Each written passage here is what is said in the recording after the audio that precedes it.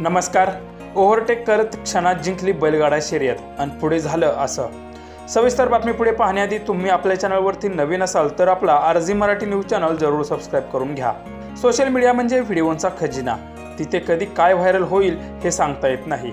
यामध्ये काही व्हिडिओ मजेशीर असतात तर काही व्हिडिओ काळजाचा ठोका चुकवणारे म्हणजेच श्वास रोखून धरायला लावणारे। सध्या अशाच एका घटनेचा व्हिडिओ सोशल मीडियावर तुफान व्हायरल होतोय। पूर्वी बैलगाडा शर्यतीसाठी सरकारने बंदी घातली होती, पण अलीकडील काही वर्षात ती बंदी सरकारने उठवली आणि शेतकऱ्यांच्या आनंदाला पारावर उरला नाही। कारण शेतकरी म्हणजे त्याच्या दावणीला त्याला बैल हा लागतोच लागतो। पण शेतीची कामे झाली की यात्रांचा हंगाम सुरू होतो, त्यावेळी यात्रा कमिटीकडून बैलगाडा शर्यती भरवल्या जातात।